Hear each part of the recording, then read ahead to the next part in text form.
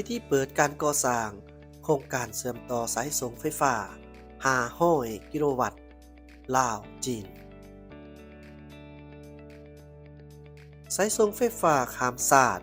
เชื่อมสานสายผ่านใหม่คู่ควบชะตากรรมจีนอาเซียนคปลวิทยุโทรภาพศูนย์กลางจีน CMG ในรายงานว่าสายส่งไฟฟ้าเส้นหนึ่งจะเชื่อมต่อหยังไปแดของประชุมสุดยอดอาเซียนตะเวนออกครั้งที่ 7 ซึ่งได้จัดขึ้นอยู่ที่แขวงฟูเจียนของสปปจีนเมื่อบ่ดนมานี้ได้ให้คำตอบทั้งด้านพลังงานสะอาดคือจีนและอาเซียนได้สร้างสายส่งไฟฟ้าเชื่อมต่อกันขนาด110กิโลโวลต์ขึ้นไป16สาย2ฝ่ายได้ดำเนินการค้าขายพลังงานไฟฟ้าได้ให้การช่วยเหลือกันทั้งด้านพลังงานไฟฟ้าข้ามชาติลื่นกาย75ตื้อกิโลวัตต์โมงในนั้นไฟฟ้าสีเขียวได้กวมเอา 90% ตัวเลขข้อมูลดังกล่าวได้แสดงให้เห็นว่าการร่วมมือสีเขียวในภาคพื้นระหว่างจีนอาเซียนได้เชื่อมโยงเข้ากันอย่างลึกซึ้งและได้เชื่อมสานสายผ่านใหม่คู่ร่วมชะตากรรมจีนอาเซียนการเชื่อมต่อระบบไฟฟ้าเข้ากันอย่างลึกซึ้งได้เป็นการสร้างสิ่งกำบังอันแน่นหนาให้แก่ความปลอดภัยทั้งด้านพลังงานในภาคพื้นจังหวะการเติบโตทั้งด้านเศรษฐกิจของภาคพื้นอาเซียนได้นำหน้าโลกความต้องการต่อพลังงานได้เพิ่มขึ้น 3% ต่อปีความต้องการต่อพลังงานไฟฟ้ายิ่งเพิ่มขึ้น 4% ต่อปีการขาดเคินพลังงานกับความกดดันทั้งด้านการหันเปลี่ยนรูปแบบการพัวพันการพัฒนาได้ปรากฏตัวขึ้นพร้อมๆกันขณะที่จีนได้สะสมบทเรียนเป็นอย่างดีในการพัฒนาพลังงานที่หมุนเวียนได้และเทคโนโลยีเครือข่ายไฟฟ้าสองฝ่ายมีทรัพยากรที่อุดมสมบูรณ์และมีลักษณะตาบจูนกันได้เป็นเงื่อนไขที่ดีในการสร้างโครงการเชื่อมต่อกันแต่โครงการเขื่อนไฟฟ้าเลขหนึ่งอยู่สายนำท่าของลาวที่ส่งไฟฟ้าสู่แขวงยุนนานของสปปจีน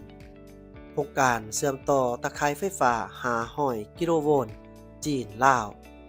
เมื่อโครงการนี้สร้างสำเร็จแล้วจะมีความสามารถส่งไฟฟ้า 1.5 ล้านกิโลวัตต์การเชื่อมต่อการเชื่อมจอดแบบนี้ได้ทำลายสิ่งจำกัดทางภูมิศาสตร์ที่มีต่อพลังงานและทรัพยากรเฮ็ดให้ไฟฟ้าที่สะอาดเช่นไฟฟ้าน้ำตกของลาวและไฟฟ้าแสงตะเวนของอาเซียนสามารถได้รับการจัดสรรอย่างมีประสิทธิภาพสูงสามารถแก้ไขปัญหาการขาดเคินไฟฟ้าของบางประเทศเฮ็ดให้เขตพลังงานเหลือเฟือสามารถหันเปลี่ยนความสามารถการผลิตสีเขียวมาเป็นพลังงานสุขดันการพัฒนาการค้าขายไฟฟ้าสีเขียวได้รับการพัฒนาอย่างคึกคืนแสดงให้เห็นว่า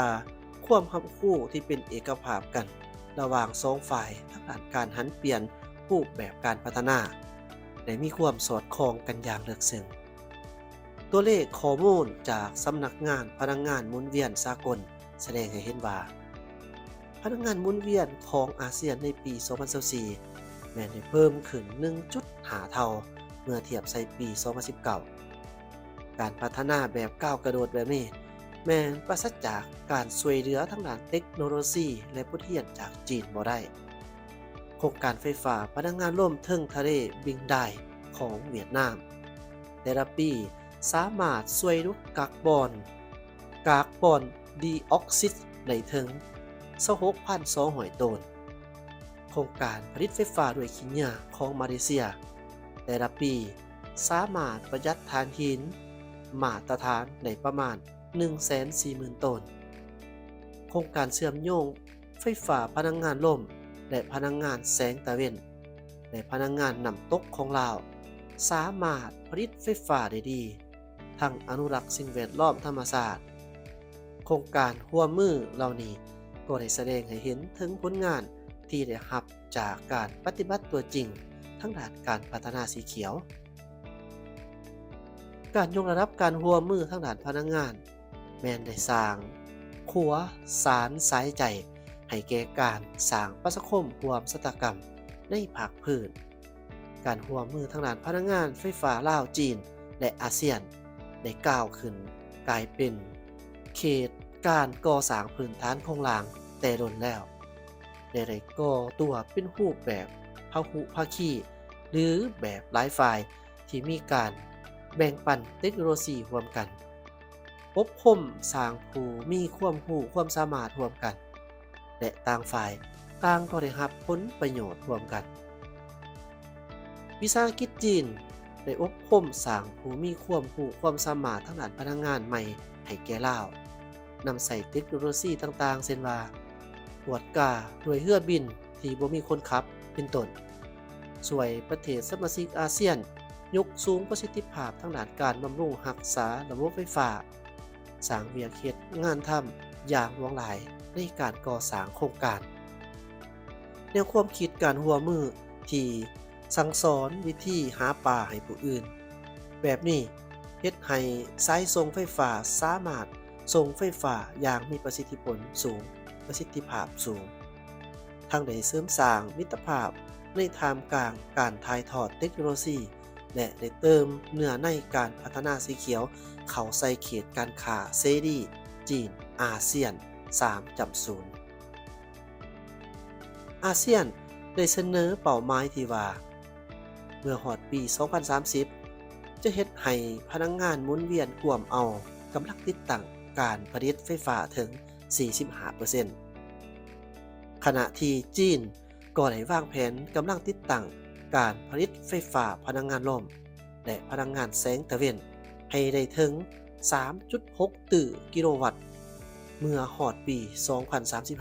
2035 วิสัยทัศน์สีเขียวดังกล่าวของสองฝ่ายแม่นสอดคล้องกันในระดับสูงการสร้างสายส่งไฟฟ้า 16 เส้นอย่างสำเร็จแม้นเป็นเพียงจุดเริ่มต้นเท่านั้นเคียงคู่กับแผนดำเนินงานการร่วมมือทั้งด้านพลังงานจีนอาเซียนได้รับความคืบหน้าและศูนย์การร่วมมือทั้งด้านพลังงานที่สะอาดจีนอาเซียนได้รับการปรับปรุงให้สมบูรณ์ขึ้นการเชื่อมจอดพลังงานไฟฟ้าภาคพื้นจะได้รับการพัฒนาไปตามทิศทางที่มีประสิทธิภาพสูงกว่าเก่าและอัจฉริยะที่มีระดับสูงกว่าเก่าบนเส้นทางการพัฒนาสีเขียวเส้นทางนี้